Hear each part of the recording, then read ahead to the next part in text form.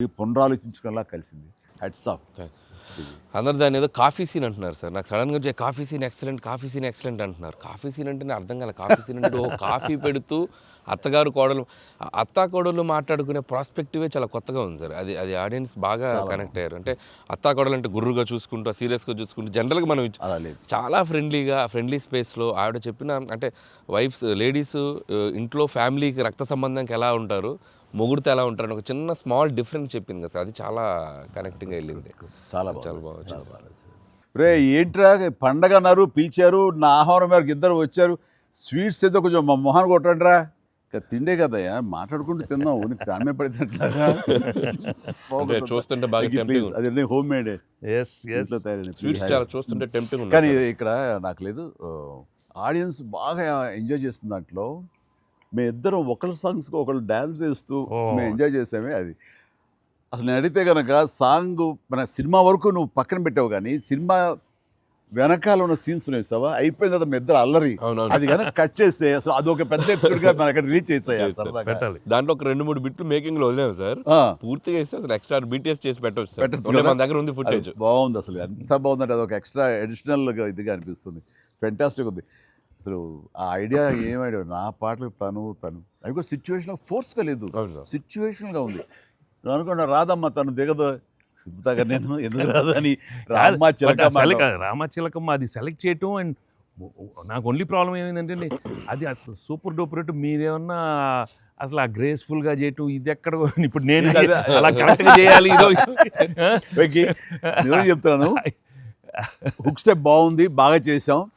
అది అప్రోప్రియేట్ టైంలో అది మన ఫంక్షన్ ప్రీరిలీజ్ ఫంక్షన్ జరుగుతుండగా ఒక్కసారిగా మీకు ఉత్సాహం, మీకు అసలు క్లూ లేదు కదా ఏం సాంగ్ అలా కూర్చొని ఆ బీట్ రాగానే వెంకీ లేచి డాన్స్ చేసేసరికి మొత్తం దాని ఇంపాక్ట్ వలన టోటల్ సినారియో మారిపోయింది. అది ఇట్ వాజ్ ఎక్స్ట్రాడినరీ. దాంట్లో అసలు మీరు దిస్ ఇస్ నథింగ్ కదండి. అసలు హుక్ స్టెప్ కదా తెలుగు ఇండస్ట్రీలో ఇప్పుడు ఏ సినిమాలో అయినా ఒక హుక్ స్టెప్ ఉండటం అనేది మీరు చేయటం, అక్కడ అప్పుడు అందరూ ఫాలో చేయటం, అది ఒక ట్రెండే. అది ఎంత ఎక్స్పెక్ట్ చేస్తే అది కూడా ఇందులో క్యాటర్ చేసేసాడు, వాళ్ళకి అందించారు. హుక్ స్టెప్ అమ్ముని హుక్ స్టెప్స్ ఏవి చూపెట్టారు కదా, ఎన్ని స్టెప్ కి ముందు సార్ నేను మాస్టరు ఆ స్టేజ్ మీద సెట్లో అది కంపోజ్ చేశారు. మాస్టర్ ఫోన్తో కంపోజ్ చేశారు. దాని ముందు హుక్ స్టెప్ ఉంది. అదేదో చేసుకుంటున్నాం, అదేదో అనుకుంటున్నాం.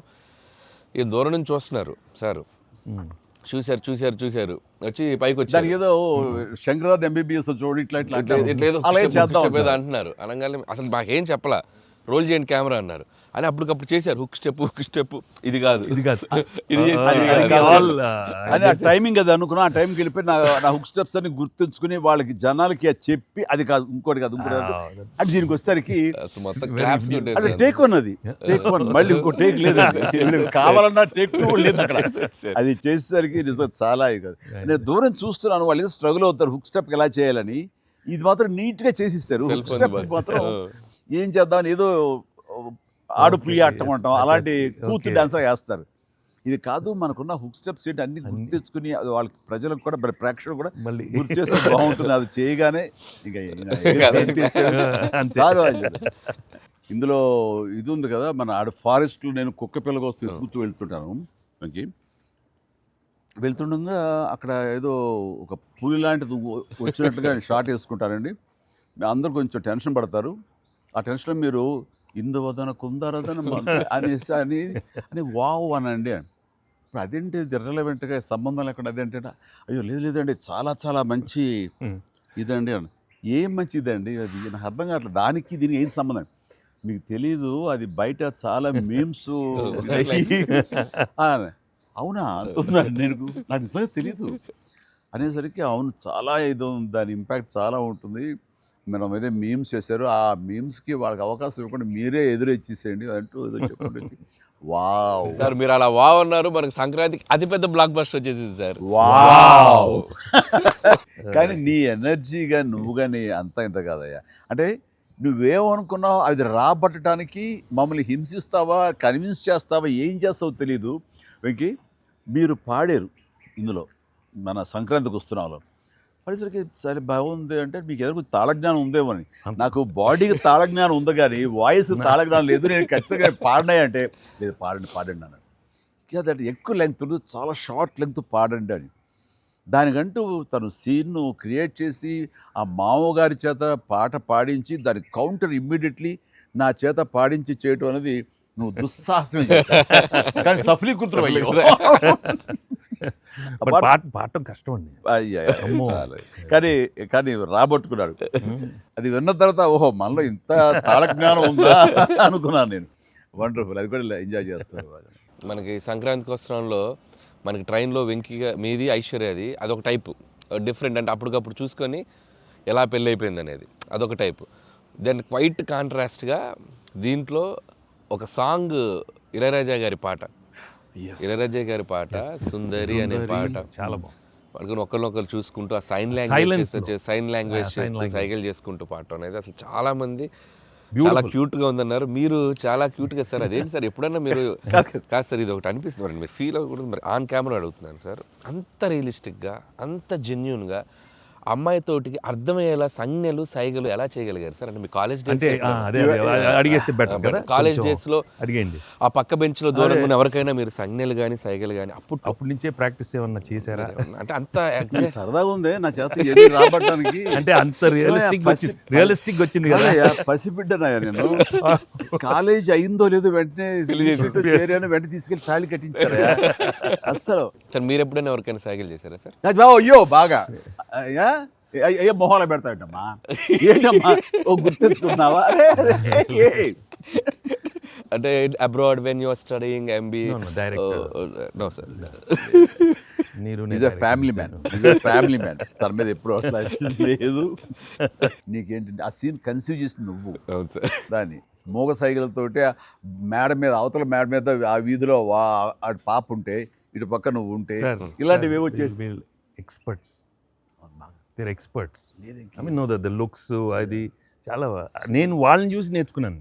నేను అనిల్ని చూసి ఇలాంటివన్నీ కొన్ని అప్పుడప్పుడు యాక్టింగ్ అన్నీ వీళ్ళన్నీ మోస్ట్ మిస్చిఫస్ బట్ ఎనర్జెటిక్. వాళ్ళే మనకి ఎలా యాక్చువల్ చేసి చూపిస్తారంటే వాళ్ళు ఎంత నైపుణ్యం సాధించుంటారు, ఎంత ప్రాక్టీస్ అంటే ఎంత రియలిస్టిక్ దానిలో దూరిపోయి అవతల వాళ్ళు. సార్ ఈ పండుగ నుంచి నెక్స్ట్ పండుగ వరకు నాకు అయిపోయింది సార్. అయిపోయింది. మంచి కంటెంట్ సార్. ఖచ్చితంగా మీ ఎక్స్పీరియన్స్ మీ ఇది హావభావాలని మా చేత చేయించారు. అంటే ఉందనుకొని ఫీల్ అయ్యి రాస్తాం సార్. ఉందిలే చెప్పమ్మా. అంటే ఇప్పుడు మనం కెమెరాలు ఆపేశాక మీరు టిఫిన్స్ పెడతారు కదా అప్పుడు సార్ మీరు కన్నడలో నాన్ మదువే హాల్ మాదిరే అని చెప్పి వార్నింగ్ ఇస్తారు. బ్రెత్లెస్ వార్నింగ్ ఇచ్చాక మీరు క్యాబ్ వెళ్తే అర్థం కాక వెంటనే క్యాథరిన్ సార్ బంబాటుగా ఏదో అయింది అని ఇద్దరు కన్నడలో మాట్లాడుకుంటే మధ్యలో ఈయన వచ్చి సార్ వచ్చి అలా అర్థం కాకుండా అటు ఇటు తిరిగి చూస్తారు. సూపర్ చేసి సెల్ఫీ తీసుకుంటారు సార్. అమ్మాయి మీతో సెల్ఫీ తీసుకున్నాక ఆయన వెళ్ళిపోమంటే చాలా ఇన్నోసెంట్గా ఆయన కింద పనిచేసేమాయా అమ్మాయి పక్క వెళ్ళిపోమంట ఇన్నోసెంట్గా పక్క వెళ్ళిపోయి మీరు వెళ్ళిపోయాక అమ్మాయి కిచకిచ అంటున్నప్పుడు మీరు వచ్చి చెప్తారు సార్. అసలు ఆ సెల్ఫీ గురించి ఆయన తీసుకున్నాక మీరు అదే నాతో కూడా తీసుకోమని అడగటం అంటే జనరల్ హ్యూమన్ నాతో తీసుకో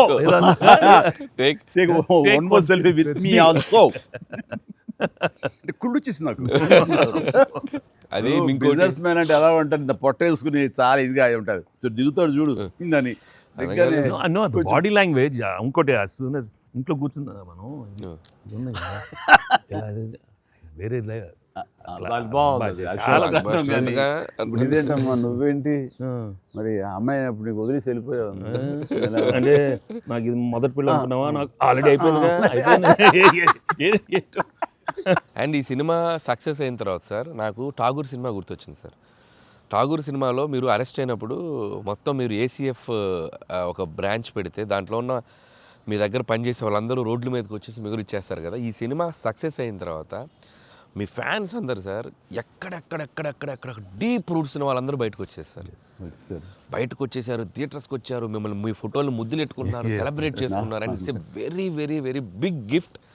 ప్రేక్షకులు సినిమాని చూసే ప్రేక్షకులకి ఎంత గిఫ్టో మిమ్మల్ని పర్సనల్గా అడ్మైర్ చేసే మీ ఫ్యాన్స్ అందరికీ ఇది మాత్రం మిమ్మల్ని సెలబ్రేట్ చేసుకుంటున్నారు సార్. అదొకటి నేను అబ్జర్వ్ ఆ చేశాను. అవకాశం ఇచ్చింది నువ్వే అనిల్. ఎందుకంటే నీకు చిన్నప్పటి నుంచి నీకున్న డాన్సింగ్ మీద ఇంట్రెస్ట్ తోటి నా సినిమాలు చూస్తూ ఆ సినిమాల్లో ఆ డాన్స్ని ప్రాక్టీస్ చేస్తూ ఒక ఇష్టం ఏర్పరచుకున్నావు.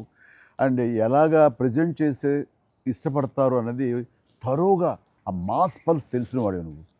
సో నాతో సినిమా చేస్తున్నావు అనగానే ఏమేమి అందులో మనకి పొందుపరిస్తే బాగుంటాయన్నది ఐ థింక్ నువ్వు నీ హ్యాట్స్ ఆఫ్. అండ్ దానికి ఎన్హాన్స్ చేస్తూ లాస్ట్కి వచ్చేసరికి సినిమా మరో లెవెల్కి వెళ్ళటానికి ఆయన అనుకోవటం, ఆయనతోటి నాకున్న బాండింగ్ని నువ్వు ఈ సినిమాలో Correct గా capture క్యాప్చర్ చేయటం, చేయటం yes, అనేది very- ఇట్స్ ఎ ఫెంటాస్టిక్. మా ఇద్దరి మధ్య ఆ బాండింగ్ ఉండటం, ఒకరినొకరు ఇష్టం, అది ఇది పక్కన పెడితే 80s రీయూనియన్ ఉంది కదా మాకు. మేము ఉంటుంది ఎవ్రీ ఇయర్ ఏదో సెలబ్రేట్ చేసుకుంటాం కదా. ఆయన మిస్ అవుట్, నేను జనరల్గా మిస్ అవును.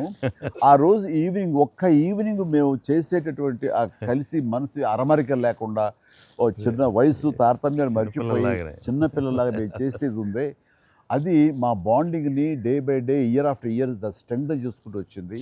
దానికి అవుట్కమ్ ఇదిగో ఇప్పుడు ప్రేక్షకులు కూడా ఈ సినిమాలో ఈ ఎపిసోడ్ ద్వారా చూశారు, మా ఇద్దరు ఎపిసోడ్ ద్వారా.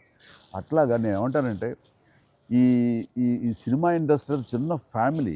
ఈ చిన్న ఫ్యామిలీలో మన మధ్య పొరపచ్చలు, మన మధ్య మిస్అండర్స్టాండింగ్లు, ఈగోలు ఇవేమి లేకుండా ఒక్కసారి మనసుని ఓపెన్ చేసి అందరం నటీనటులు కానీ, అందరు హీరోలు కానీ, హీరోయిన్లు కానీ